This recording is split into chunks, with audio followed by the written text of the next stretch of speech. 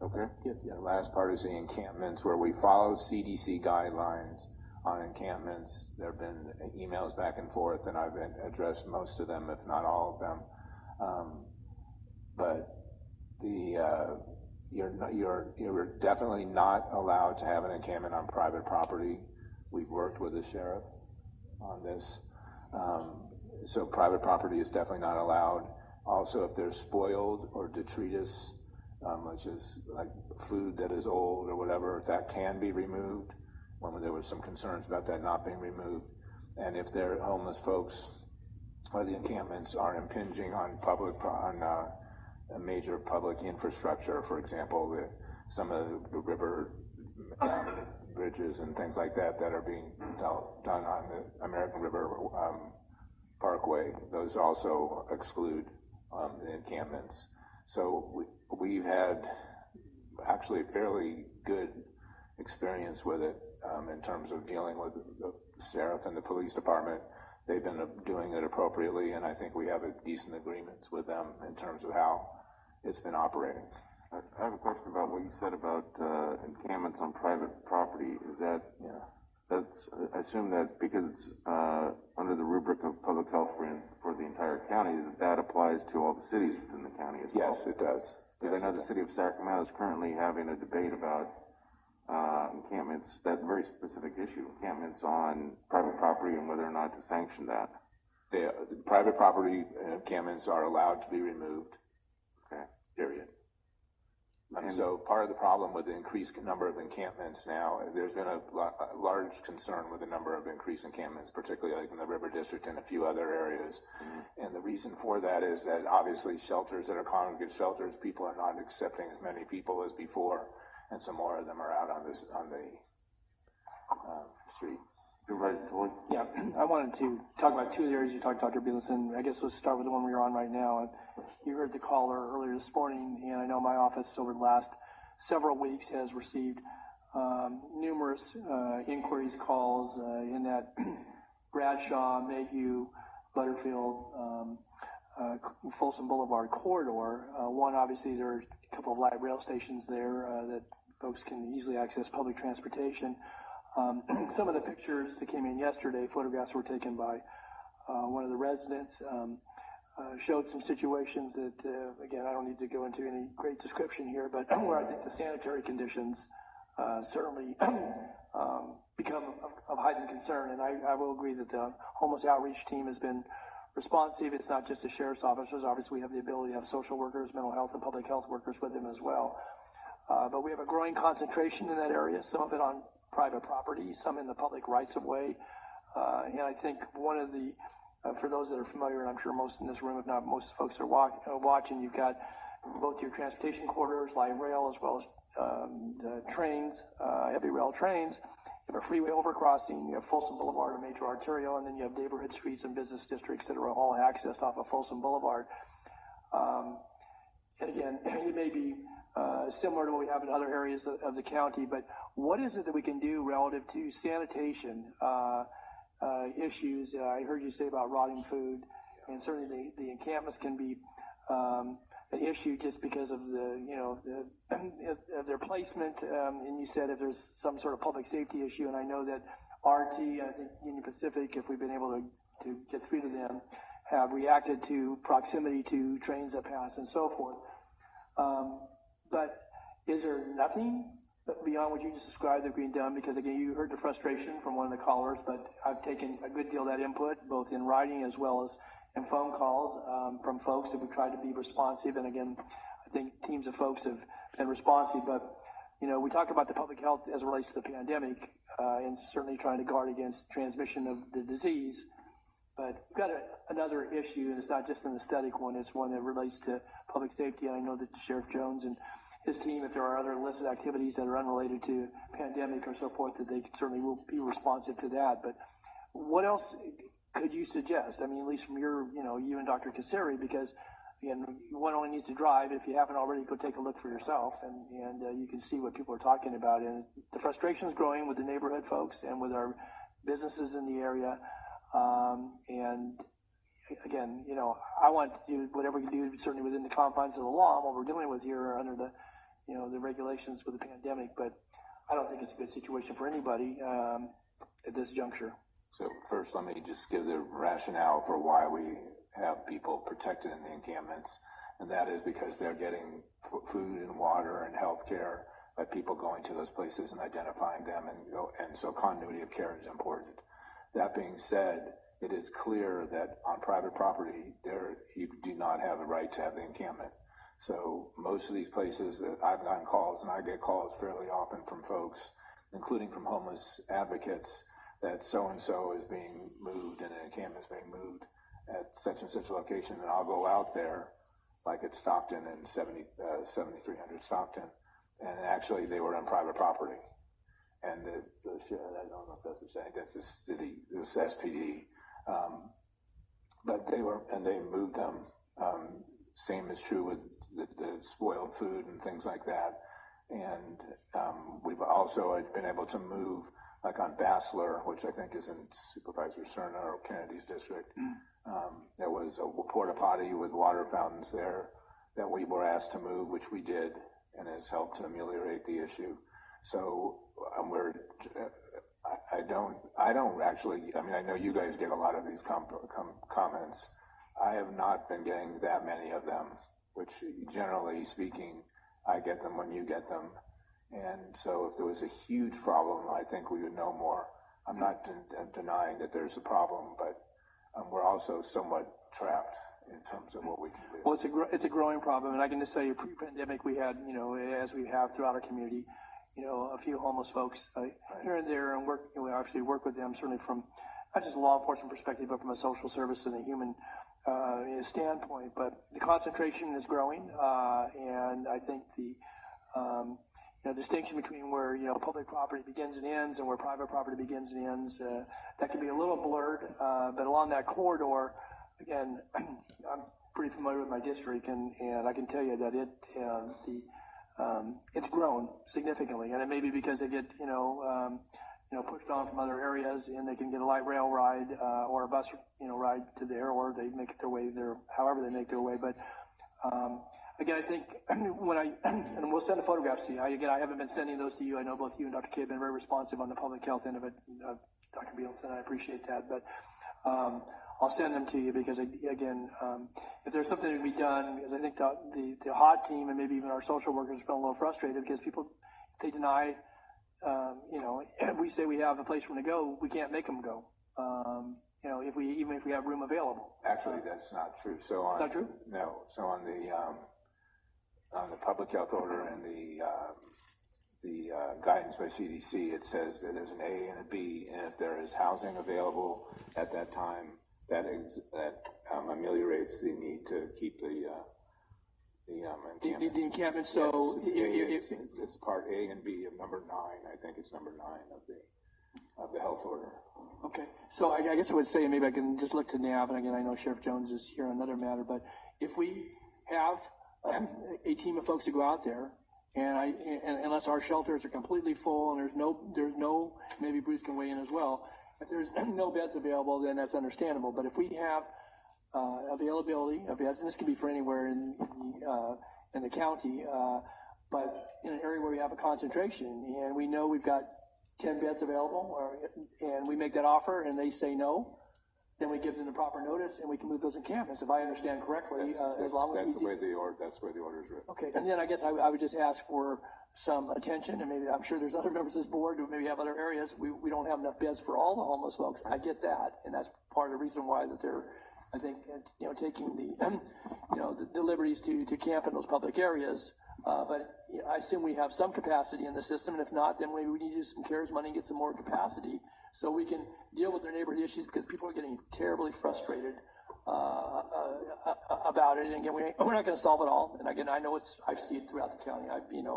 We all travel, but if that's a strategy, if we have some beds and rooms available. So Bruce, maybe you can just weigh in, because I think it's important, because there's there's compassionate interest in this, but there's also, as you heard the caller this morning, we all get calls like that pretty frequently, and I just want to be able to effectively deal with it, not just say we can't do anything, because we can do something, and if we can do something, then that's better than nothing. So maybe Supervisor, I was just going to say that when we've had these issues in the past, Step one is to get, as you said, some of our team out there, work with the folks who are there, try to connect them with services, connect them with the housing that we do have, work with public health in the context of the public health order to see what else we can do to clean up the trash, and if they're on private property, deal with that. Okay. Well, again, Bruce and Nab, I know you're both listening and we're responding here. And I think working with our HOT team, who again, I know they're probably exhausted just like our health workers are. But I would ask for, in that general area, I can give you the streets. We can certainly share the photographs. And I know that some of these folks are identifiable. I want to help them, but I also want to, to address the neighborhood issues there. And I'm encouraged by the fact that we have the ability to at least do something. So we'll get you the information before the day's out. So thanks. I just wanted to follow up one other thing on the schools, if I could. And Don, sure. I wanted to talk about homeless go ahead. too. Can we just connect it? Sure. Because I have the same exact problems, and we're not sending them to you because it appears we're getting confusing and conflicting information. And I had just asked my staff this morning to get me the state CDC regulations because I've been told that they don't say they can't be moved, but that they suggest as opposed to will. And I'd like to know more about that. Our residents are they're just going crazy over not being able to move these encampments. The longer people camp on the sidewalk, they move on to private property. It moves out lengthwise on the sidewalk. There's dirty everything. It's just unacceptable that it can be moved. I understand, I don't know this to be a fact, that there's confusion with the HOT team on what the regulations are and what they can and can't do, and they're getting calls that with conflicting information about what is acceptable and what they can do. And I would suggest that you write a memo to the Sheriff's Department, the HOT team, and explain exactly what they can do and why, because it is not clear. I mean, it may be clear in your mind, but I don't think it's clear in the people who are working on this particular issue. I just said there's extreme frustration. Okay. And when we try and explain the reasons why, there's usually a big blow up, and we don't send them on to you because, we've been dealing with some of it before the virus problem, but I just think our position and the reason why is not clear to all the people that deal with it. Okay. So just want you to know. We'll be happy to do that. Thank you. maybe if I just could piggyback on it, I'll hold my question on the schools, because one other thing occurs to me that, we have the ability to voucher folks in, again, it may be temporary housing, but you can, there are ways to deal with it. We don't necessarily have to build a new shelter in order to accommodate this, particularly under the pandemic. And so, I don't know where we are at with our capacity, but it would seem to me that we ought to be able to, at least with some level of success, to go out and again, if they refuse and we have a room available, then we give the proper notice and we can remove the encampment, just as we were able to pre-pandemic, if I'm not mistaken. I mean, there had to be a process, and so we want to be, certainly cognizant of the people's situation. But if I'm understanding you correctly, Dr. Bielenson, and I see Dr. Kay there too, I would just, what Bruce says, then, and again, if we need to have other capacity, let's use some CARES money. If we need to buy, whatever we need to do. Well, they have to have the COVID to use the CARES money. Yeah. Well, no, I don't think so. No, it could be No, at risk. preventative. It can be at. So one of the things that we have seen is there actually are a lot more people because of the motels. We have about 900 people in motels. The vast majority of them are at risk for COVID. They don't have COVID. Oh, we changed the rule then. That was, yes. So, That was the way it was. So it's pretty blanketed. So it gives us the ability to actually go out there and do something. Yes. Preventative. Yeah, preventative, exactly. So I think that's. And to be in defense of our public health folks and ourselves, we have a very small level of COVID, both in the jail and in the congregate in the homeless services area. So it's worked quite well. Well, they lowered the age group, right, from 55 to 50, yes, so or 51. under 55, because who have underlying conditions. But But That may not be clear. I just think, Well, it's full, so I think it's relatively clear, but I hear you. We'll go back and take a look at the general homeless information in general.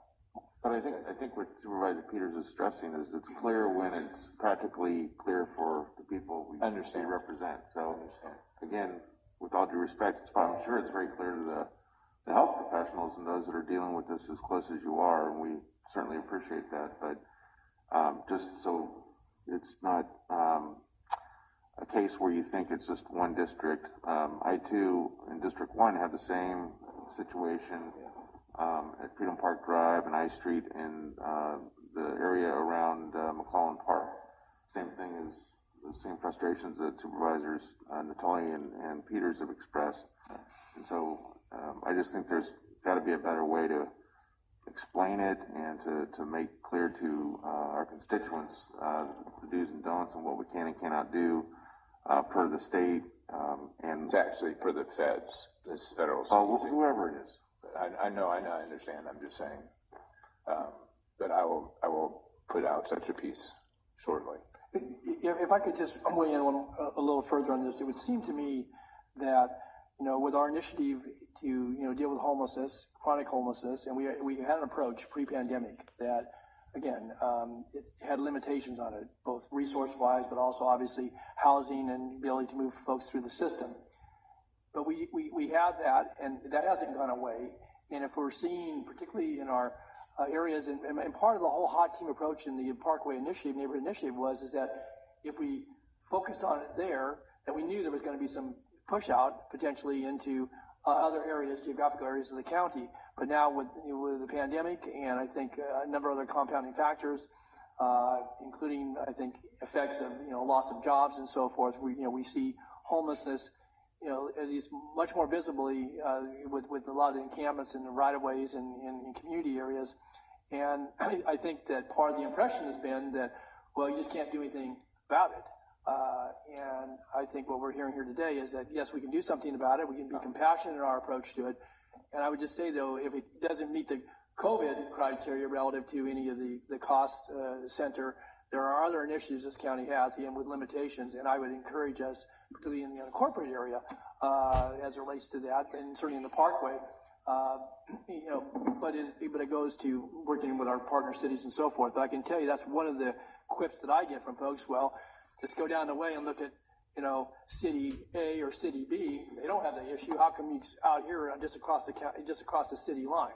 And so I think we need to be respectful and responsive of that because, again, it's everywhere, but it's not as prevalent in some areas as it is. And I think and we're seeing the concentration because there may be a different focus, either from an enforcement side or interpretation side as it relates to some of the other jurisdictions. And so I don't want to move the problem around. I want to deal with folks, meet them where they're at. So We'll get a piece to you guys by the next couple of days, and then we'll send it out if it's okay with you all. Yeah, it's not all on you, Dr. B or Dr. K. I mean, again, Bruce has certainly responded, but we have a whole, within our social services, our department, DHA, and so DHHS is a part of it, and certainly with law enforcement, our partner agencies that that help us with housing and mental health and a number of components. But I do think that, our teams of folks, again, need to be there, and it's not just public health. You have a very important and critical role in all of this, but I would like to see a little more effort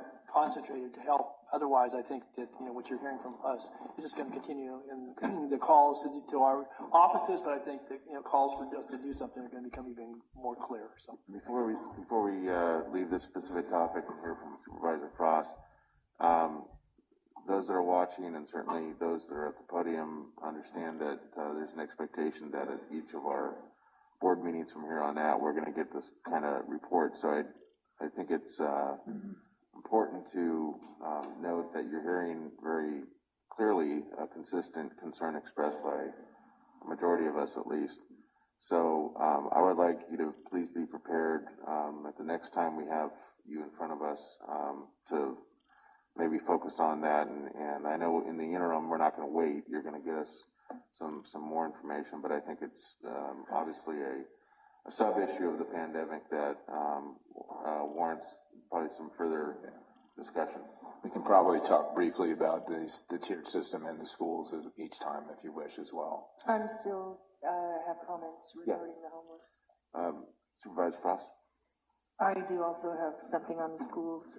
I did want to also chime in and say I'm having the same problems in my district, in particular with the P-bids and their communications, the communications between, I guess, public health and HOT and, you know, frustration over the inability to move homeless people from those public and public spaces.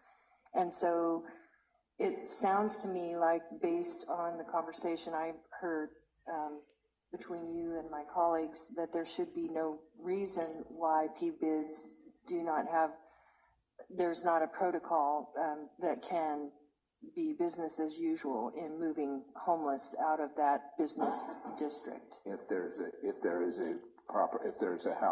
housing available for them at that time.